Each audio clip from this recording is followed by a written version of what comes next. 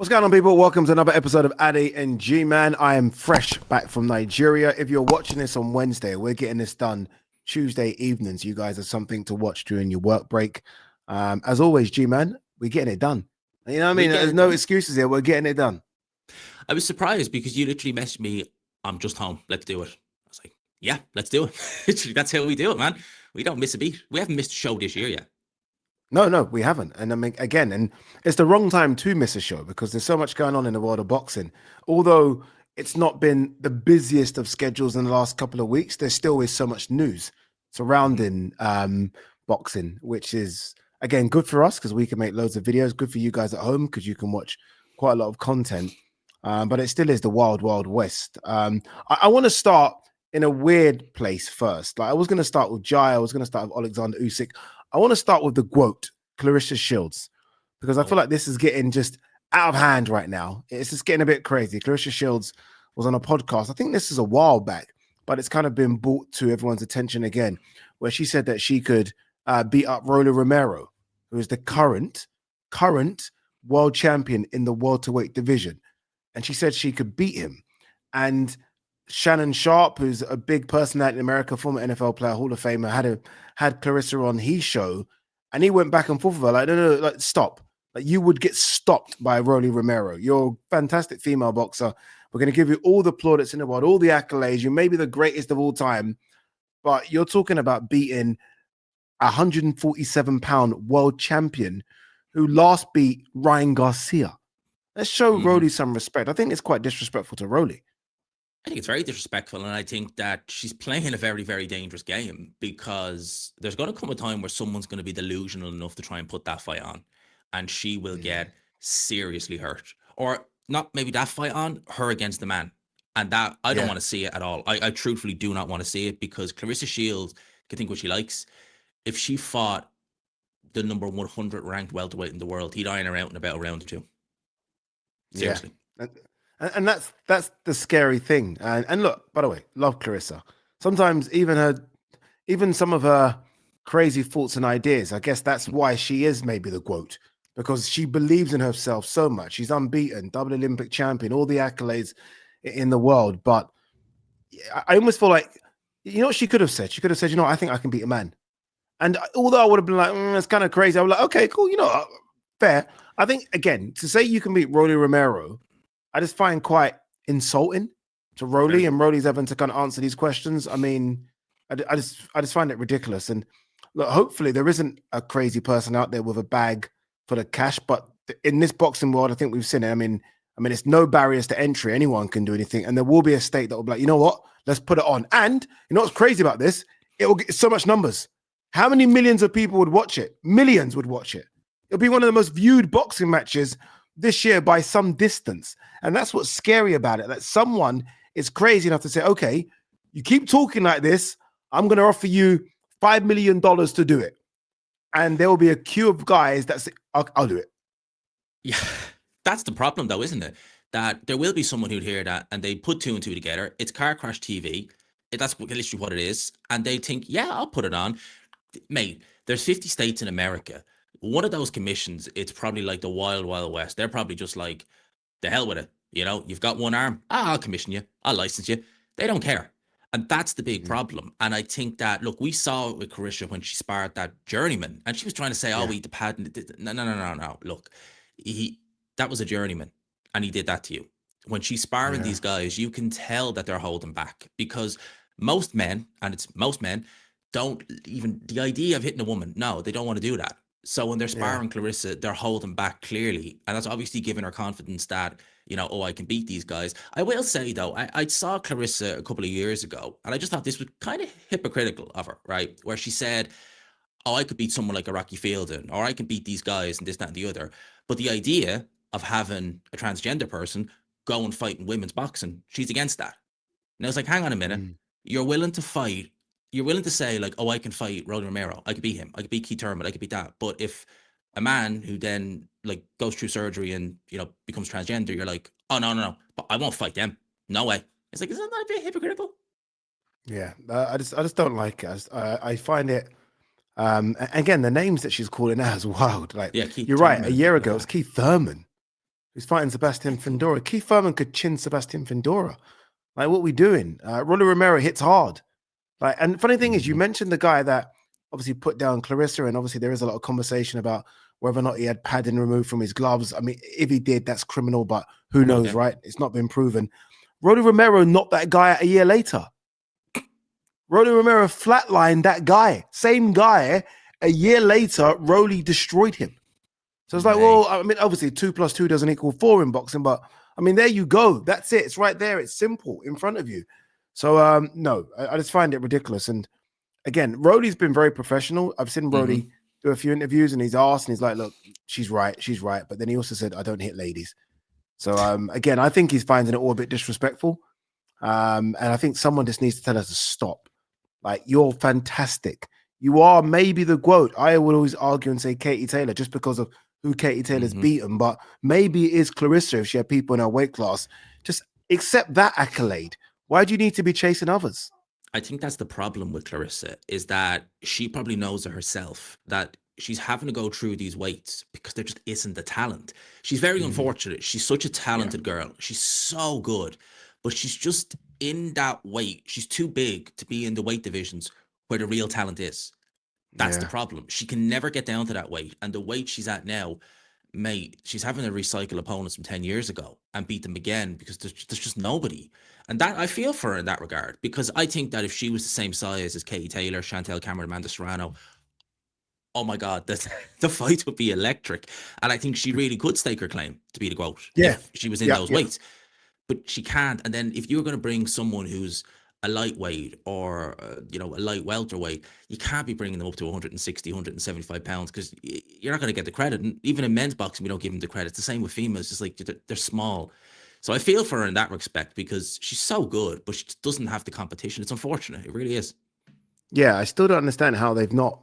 And look, we always say this about sort of men heavyweights in America, where all the heavyweights. I don't understand how we've not found another Claressa from the Olympics, like 2 cycles of Olympics, and there's not been another Claressa Shields or anyone even close or anyone that's even spoken about.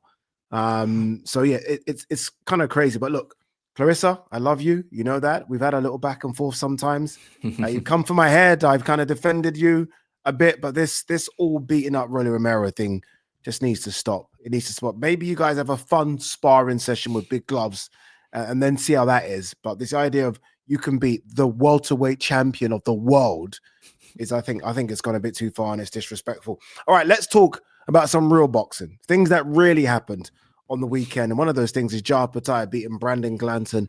I think the scores across the board were 119, 106 on all 3 judges' scorecards. It was comfortable. It wasn't fireworks. It wasn't very exciting. It was a bit flat, which is disappointing because obviously this is Jai's first big fight in America, Zuffa cruiserweight champion, whatever that means.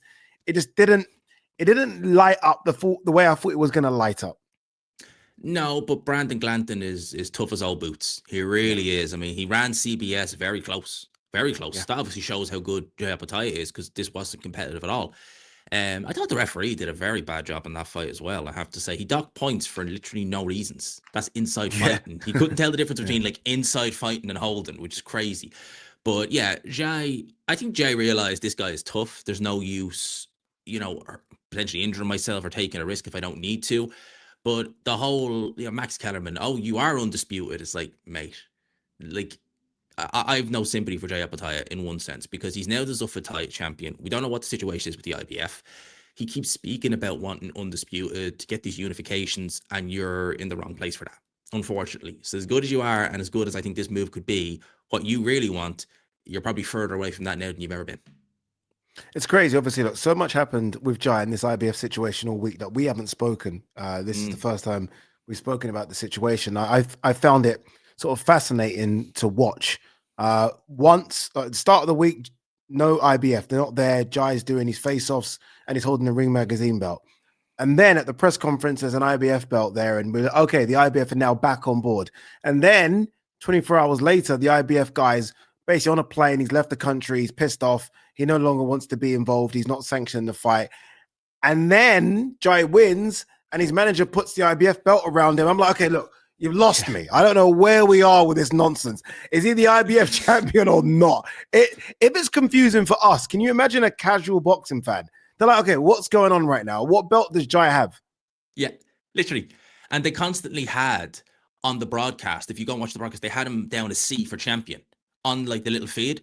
So I'm looking at that and I'm like, so what is he? Is he the champion? Is Brandon Glanton the challenge? What's going on here? So it was confusing as hell.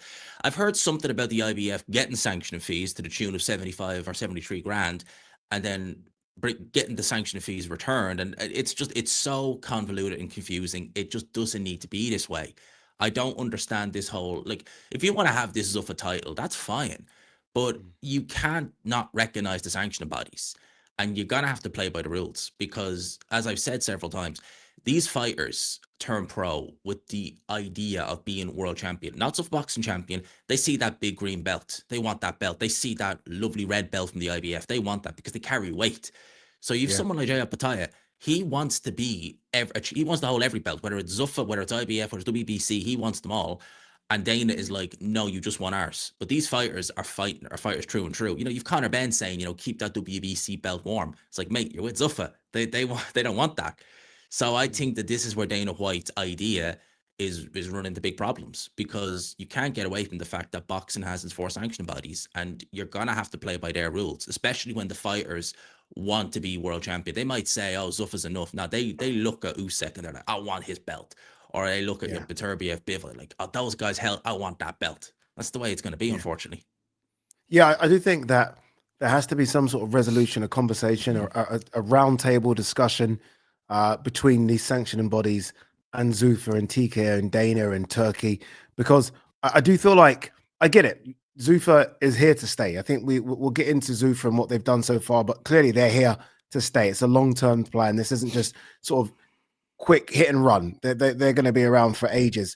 There has to be a sort of working relationship with their sanctioning bodies because they're going to sign fighters who do care about these belts, who do want to win world titles. Fighters have that ambition. And look, yes, there's a sanctioning fee issue. Clearly, we've seen that with Terence Crawford and Shakur Stevenson recently. It certainly wasn't the case with Jai because it wasn't a lot of money. You just said it there. $80,000, I think, was the number. That isn't a reason to say, I don't want your belt anymore. So I just think there needs to be a discussion. And there needs to be a respectful discussion. I'm led to believe that the IBF didn't play ball because they felt they were disrespected all week. And I can kind of see that because Jai's not been holding their belts all week, really. So I just think there needs to be a roundtable discussion. Yes, you want to fight for Zuffa. That's fine. They're paying you. You get the long-term contracts. But let's show these governing bodies, these sanctioning bodies, some respect. They've been here for 3-4 decades, a century. Let's show them that respect. They've been here a lot longer than Dana White. They've been here a lot longer than the UFC. They have a lot of weight, a lot of history. You can bring this Zuffa title, and I don't like the design personally. For me, it just looks a little bit, you know, like a WWE kind of title. Which I love the style of the boxing belts; they're just so nice. Yeah. And you can't take away the history. You know, Larry Holmes and Ken Norton fighting for that WBC title. You know, the IBF, that was AJ's first world title. You know, Klitschko held it. You know, the WBO, you had the likes of Eubank and Ben fighting for that belt. You can't take the history away from these guys. Like, it's there for the world to see.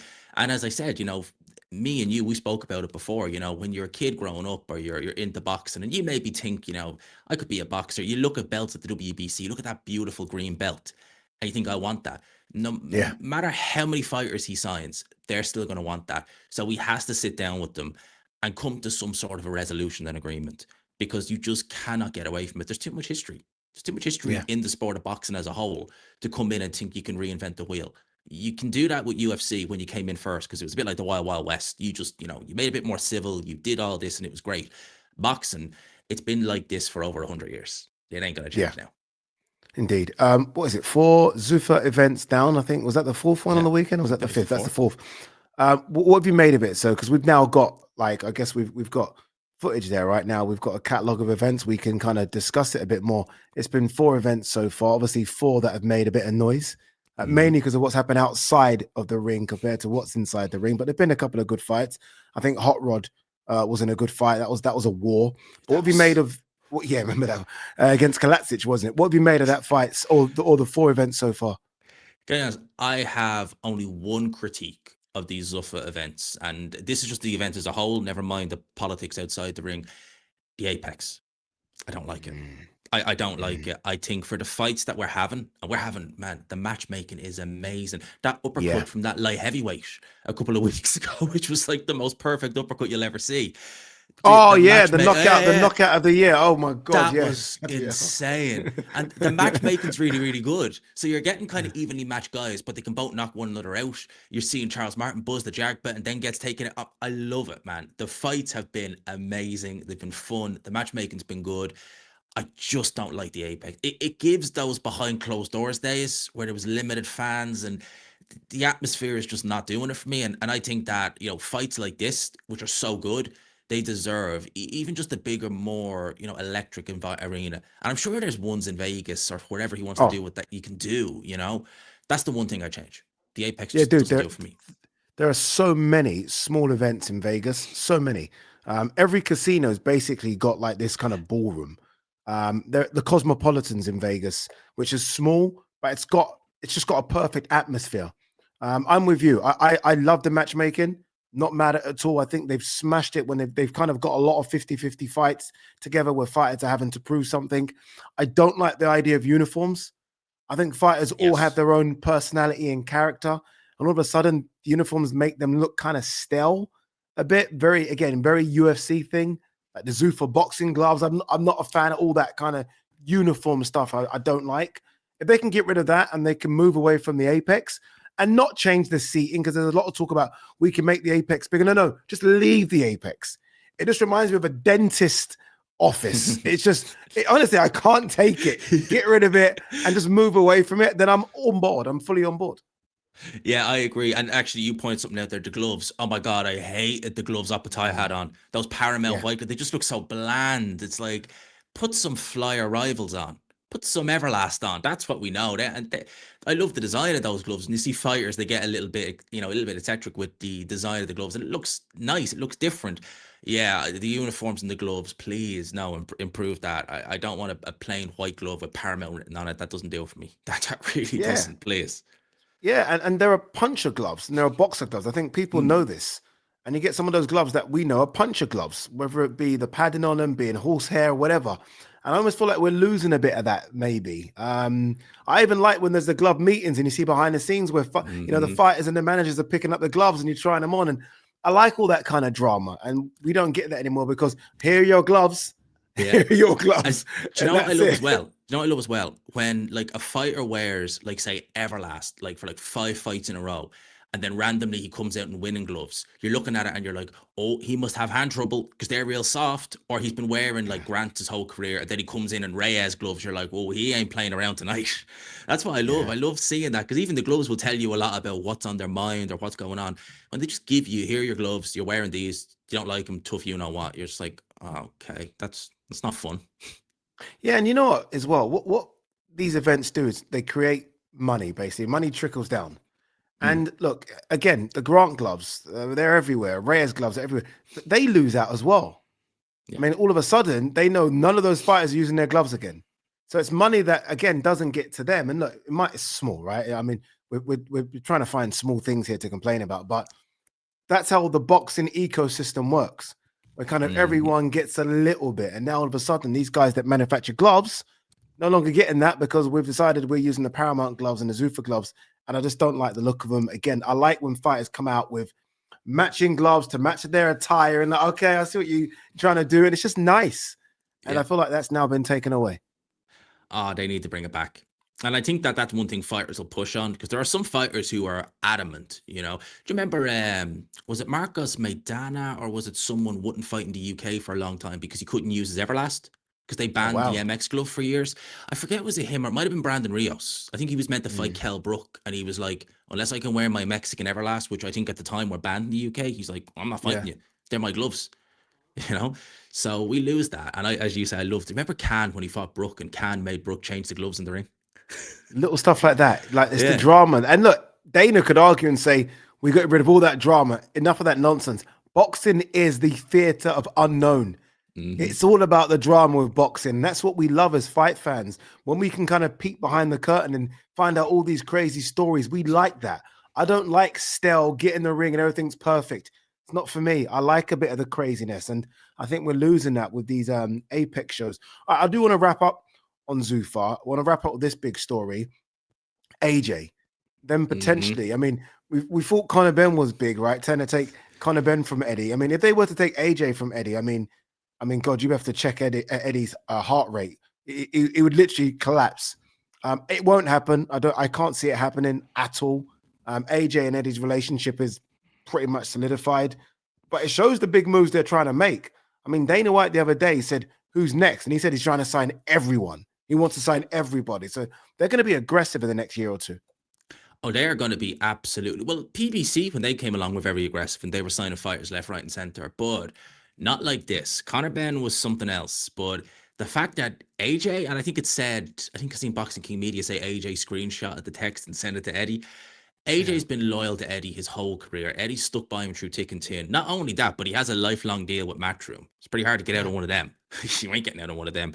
So ambitious from Dana White, very ambitious, but AJ was never going to leave Hearn. But it does show what the pockets, the size of those pockets must be absolutely endless.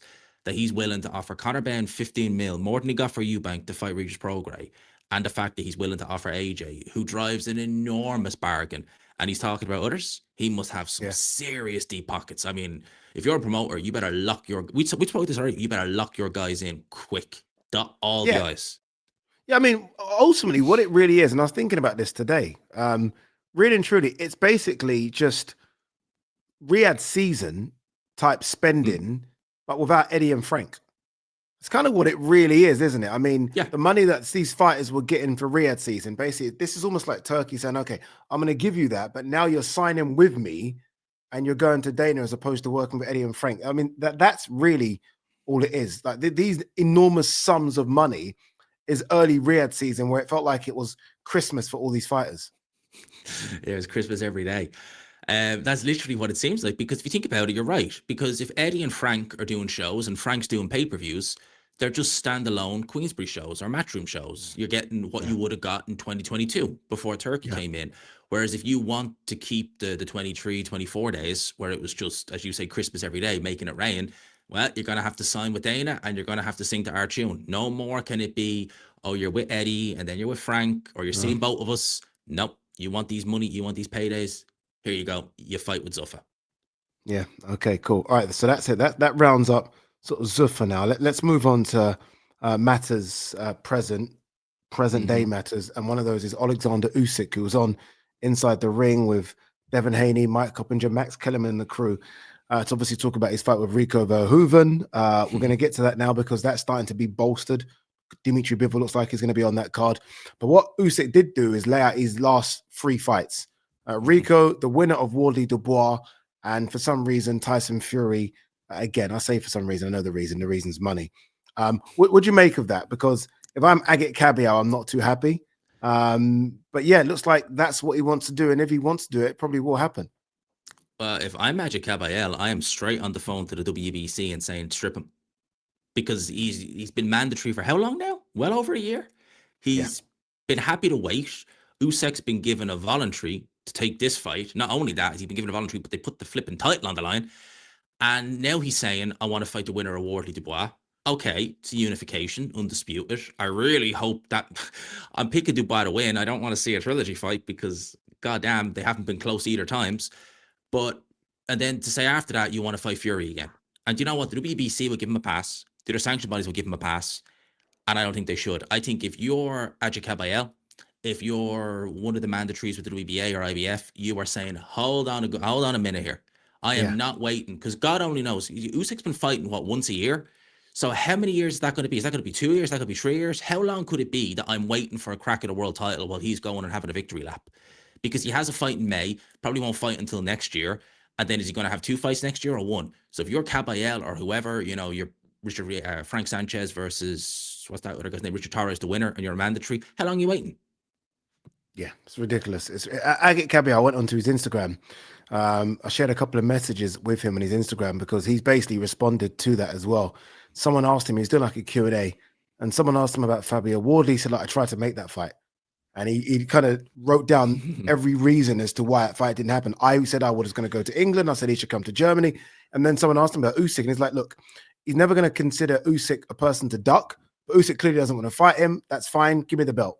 If you don't want to fight me, that's okay, but just give me the belt so I can move on, become world champion, and fight someone who does want to fight me. So I almost feel like he's given up on the idea of Oleksandr Usyk. And he should. Because look, if Fabio does win, and I think it's a 50-50 fight, this one. But if Fabio wins, Fabio now deserves Usyk having knocked out Parker. And if he does beat Dubois, it's going to be by knockout as well. So I almost feel like if you knock out Parker and Dubois back-to-back, you probably do deserve Usyk. Yeah, and to be honest with you, I wouldn't gripe with him versus Usyk, to be honest with you. Although I think Usyk would win that fight handily, we've never seen him against Fabio Wardley. So, go for it. We know Wardley. I mean, Wardley wins fights he shouldn't win all the time. Knowing him, he'd probably beat Oleksandr Usyk because every time we pick against him, he just comes good. So I wouldn't mind. I wouldn't mind that fight. That's the one fight that I would not mind, would be if he fought Wardley. If Dubois wins, on the other hand, mate, we've seen it twice now. And the only thing that was good about the second fight was the build-up, because it was hilarious. Don't push the horses. But I do not want to see. The last thing I want to see is a trilogy fight against Dubois. When, if you consider they've had how many rounds? 14 rounds as a whole, and Dubois has probably won one of them, maybe. Yeah. And that was from a low blow. We do not need to see a trilogy fight for that. So if Dubois wins, please, for the love of God, I hope the WBC, if Dubois wins, say, no, you're fighting Caballero. Don't care if it's undisputed. You've beaten him twice. You're undisputed twice. Fight Caballero. That's the only way I'd accept it. Agreed. No one. I don't care how Dubois wins if he were to win. Mm-hmm. He could knock Wardley out the ring. No one's trying to try and sell me Dubois versus Usyk free. Get the fuck out of here. Absolutely not. We've seen it twice. And as you say, neither fights were competitive. Fury, on the other hand, look, I mean, if Fury puts a number on Arslan Bekmambetov, although Fury lost twice to Usyk, and I don't want to see that either, there's a sell there. Ultimately, it's Tyson Fury. Both fights went to points. Fury thought he won the second fight. He didn't, but it was close. So I can understand a sell to a Fury fight. And let's be honest, it's a big money fight. Even Fury said it, didn't he? That Usyk's going to come running to me because I am the money man in the division. I mean, look, I hope Moses puts on something special against Franklin, does something in the summer crazy, and his name's in the mix somehow, because I don't want to see Fury 3 times, and I don't want to see Dubois 3 times. This is the only thing that's holding Usyk back from being ranked as one of the greatest heavyweights of all time. He is for me, but there's a lot of people that are like, well, he fought AJ twice, he fought Dubois twice, and he fought Fury twice. There should be other names added to that instead of those guys. I don't agree with that, but I can understand how some people say that. Oh, if you think about it like this, right? If he fights for Hoven and say Dubois wins and he fights Dubois, that's a trilogy fight. And he fights Fury. That is like, the names are good, but you're fighting literally the same people over and over again. Yeah. I mean, we critique Tyson Fury for saying he was the greatest heavyweight of this era when he had, I think, 5 world title fights, 3 of them against the same guy. Well, with Usyk, it will be what, 11, 12 world title fights? How many of them against the same guy? 2 against AJ, 3 against Dubois, 3 against Fury, and 1 against Verhoeven. Sorry, that's not good enough. I'm no way. Yeah. You know what we need to do? We need to do a video, G-Man, on the forgotten heavyweights of this era. Like, can someone tell me, honestly, like, back of the carton, milk carton, where the fuck is Zhili Zhang, Martin Bacone? where are these Joe Joyce, Literally, like Philip Hergovich? Where have they all vanished to? Like, Yoka's fighting a Cody, so okay, they're cool. But what is going on with the rest of them? Like, honestly, they're almost just dying of old age, getting big, getting fat, and dying of old age. And that's the worry, because the heavyweight division, unlike most divisions, is so heavy of people in their 30s. They're not it's not like welterweight where they're all in their 20s and mid-20s where they've all the time in the world. These guys are all in their mid to late 30s. They can't be sitting around, and some are in their 40s like Zhili Zhang. As you say, they can't be sitting around growing old, getting fat, and then all of a sudden the phone rings. Oh, can you fight? I think so. That's what it's like. Hergovich hasn't fought since Adelaide. Adelaide hasn't fought since Hergovich. Zhang over a year. Joyce nearly a year. And not only have they not fought, we're literally hearing nothing about them. It's not like we're hearing rumors of, oh, he's back in camp and announcement soon. Nope, zip, nothing. Not a peep. Yeah, and that's an trust me, shame. I've got my ear to the ground. Nothing. As you say, I mean, there was some talk about Zhang versus Dubois. Dubois, obviously, if you're getting Wardley, why are you going to fight Zhili Zhang? there was some talk about Bakoli versus Tony Yoka in the Congo. Obviously, Yoka fighting Akoli. There was some talk of Dillian White versus Chisora. Dillian White, obviously not. Chisora moved on to Wilder. I mean, Frank could easily put on a card with all these other heavyweights that haven't got fights, and it would sell out the O2 Arena because they're all names and they're big personalities. I think it would do well. It would do spectacularly well. I mean, if you could you just imagine, right? Filip Hrgovic versus Dylan White. I don't think it would go particularly well for Dylan White, but people would still watch it.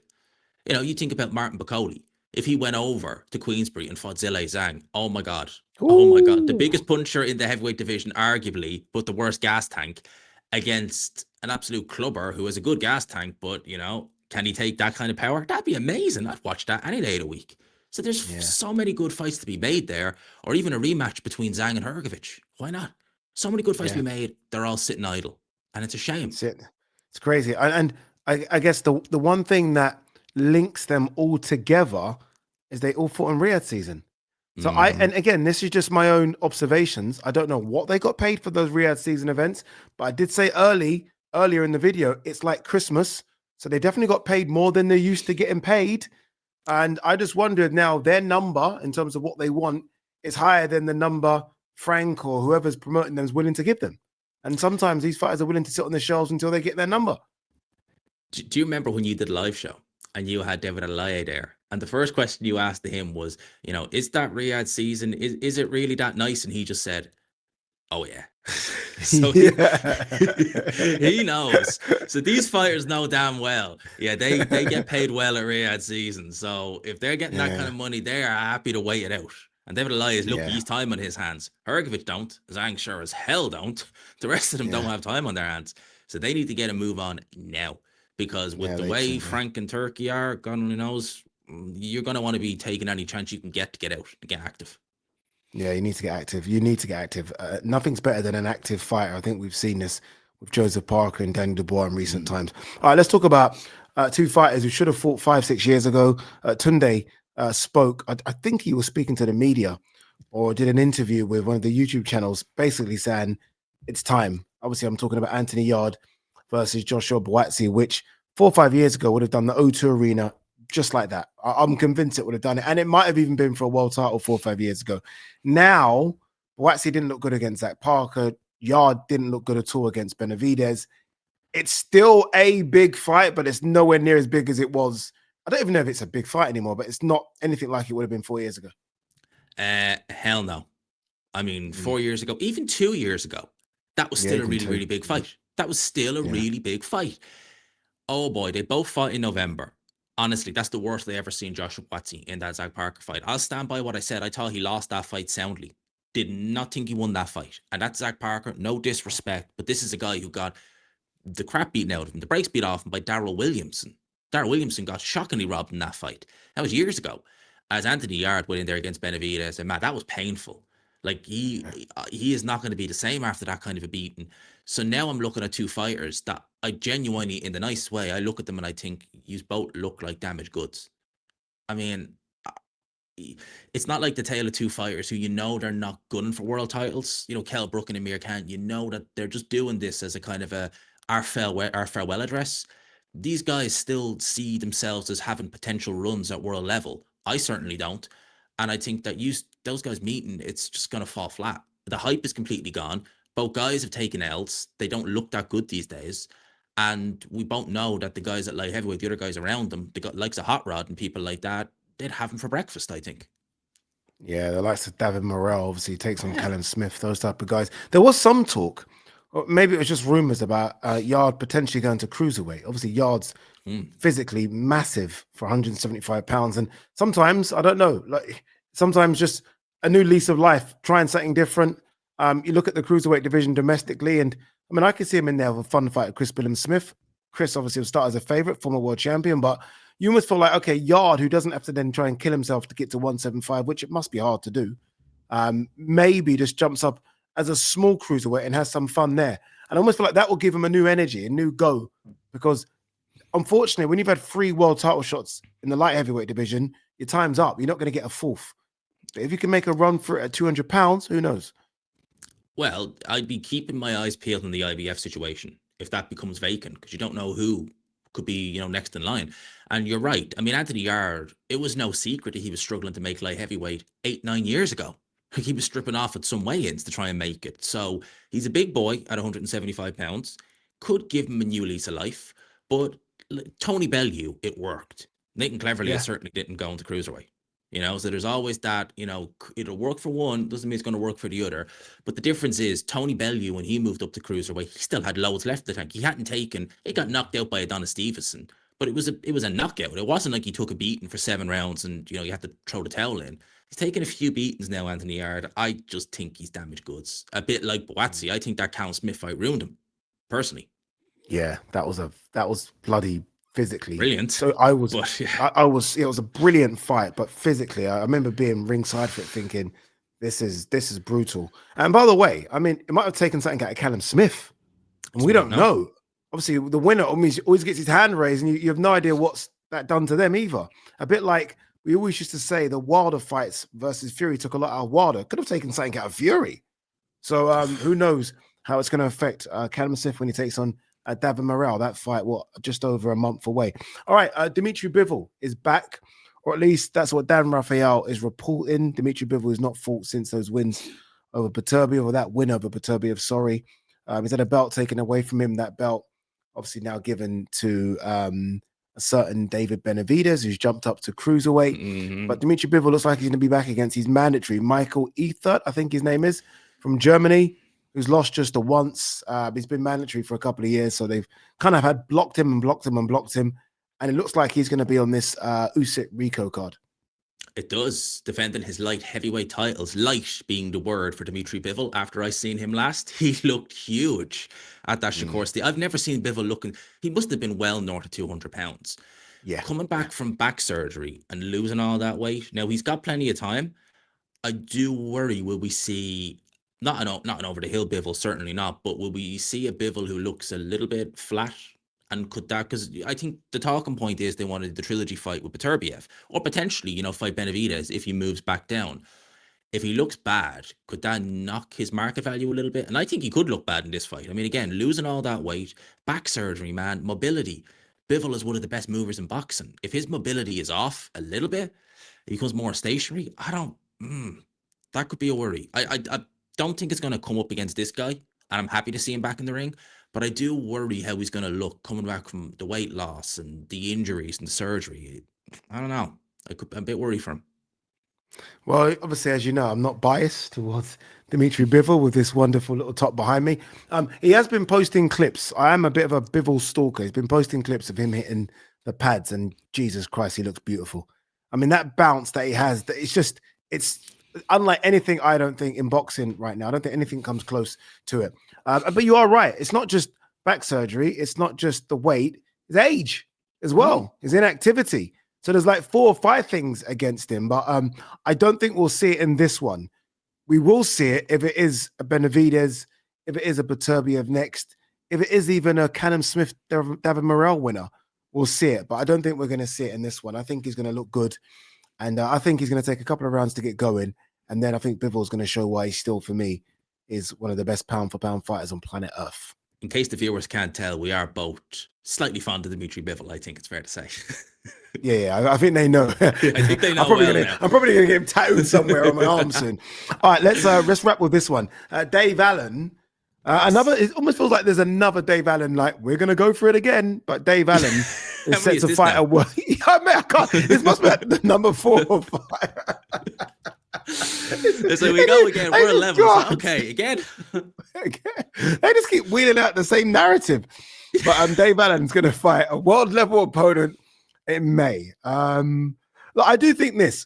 I think, and I said this on a video I did the other day, I think Usman Bekmambetov is a lot better than people think.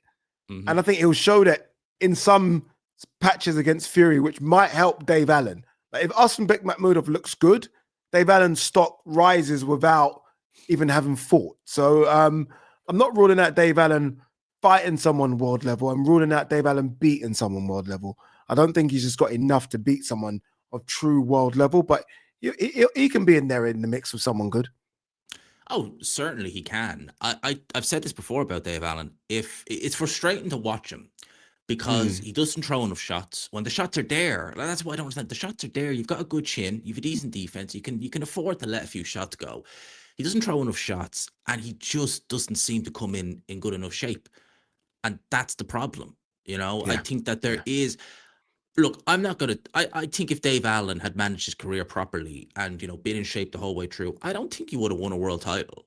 But I think he could have excelled at domestic level, pushed on to maybe world level or fringe world level, and maybe could have beaten the likes of somebody at that level, at world level. I think now at this stage, he's going to be game and he's not going to quit or anything like that. But I don't see him beating guys at world level. I really don't. I'd be interested to see who it is. I really would, if it's someone like Azile Zhang or Hergovic, who we talked about.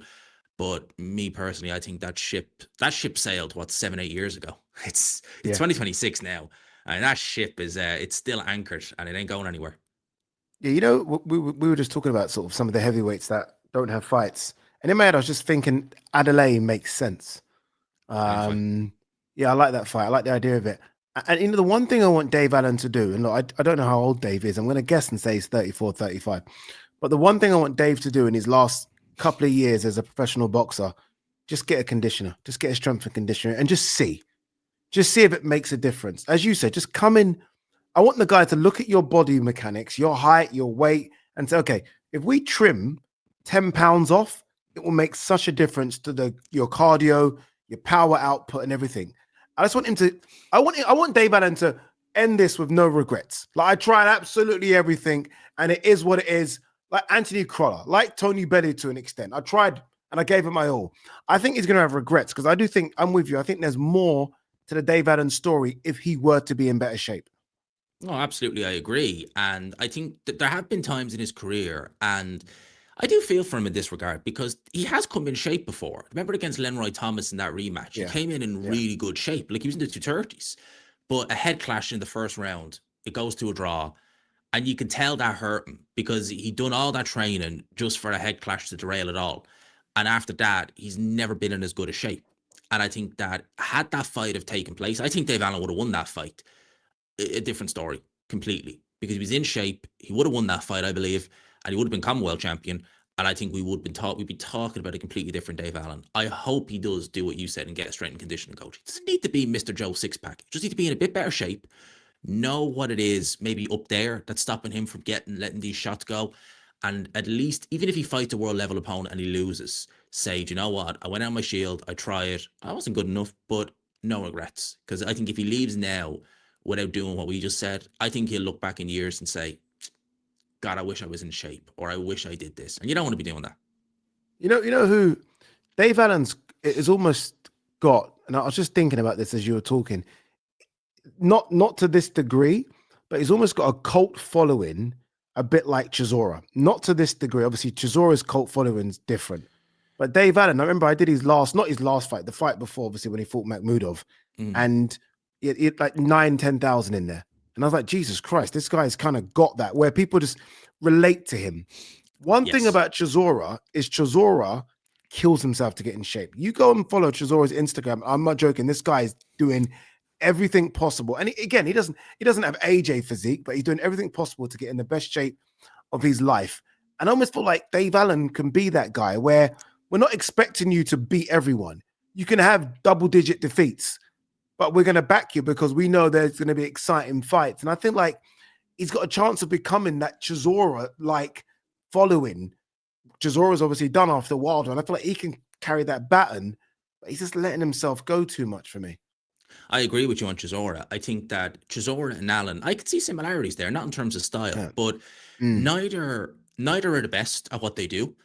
Yeah. But Derek Chisora knows, if I want to give myself best chance of winning, even if I'm not technically better, if I am in the best shape I can be in, if I know I can fight for 10 or 12 rounds nonstop, more often than not, I might lose, but I'm going to win as well. And I think with Dave Allen, it's different. It's, do I have to do this or do I? And I think if he could have that Chisora mindset and work ethic, he could be winning these fights. And I think one of the reasons why the fans like him so much is that Dave Allen is the kind of guy you do want to see him do well. You do. You look at him and you can associate with him. You can relate to him, and you're thinking, yeah, you're from Doncaster. You want to make money for your wife and your kids. You want to do this. You want to make the most of your ability. You can relate to that, and you want to see him do it. And that's why he's got that following. And I think when Chisora calls it a day, the baton should be passed to him, and I think he can hold it. I don't think he'll have the career Chisora did and, hang with the likes of Usyk and people like that. But I think there's so much left still in Dave Allen, and it's frustrating because I think that there's a world level win in there if he can just find that, I'm going to call it the Chisora desire, that desire to work and fight. If he can find that, there's a win in there. There's a world-class win in there. I'm telling you now. Yeah, and Chisora got that against Takam, didn't he? Yeah. When Chisora beat Takam, and to an extent before that, Malik Scott, Chisora is it's not just the defeats, which, he was tough in there. Chisora's got a couple of very good wins, which keep the momentum going. Yeah. It just keeps it going because, he's got one in, and you look at Chisora beating Joe Joyce, Chisora beating Otto Volin. There's good wins there. And Dave Allen hasn't got one yet, and he just needs one. And then I think there's a chance that this train keeps on going. All right, G-Man, there you go. Or should I say Liam Goff? There you go. Thanks. Thanks. I'm always going to be G-Man on here. You're G-Man. You're Liam G-Man Goff. I think that's easier. Liam G-Man Goff. I like it. There you go. Guys, me and G-Man are probably going to announce something really good next week. I said this last week. We haven't got the green light yet. Well, we kind of got the green light because we know it's happening, but we can't tell you yet. But we'll tell you as soon as, and we'll make a nice little video on it. Because basically, without you guys supporting this videos that me and G-Man did, we wouldn't get this opportunity that we've got.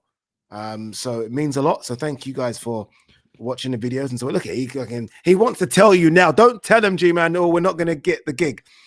He's itching to say, I'm just thinking about that. I'm just thinking about what we talked about backstage. And just stop. Guys, I'm going to end the video because he's going to talk. He's going to say something. But guys, as always, make sure you subscribe to my channel, to G-Man's channel. Thank you for supporting us. We'll see you on the next one.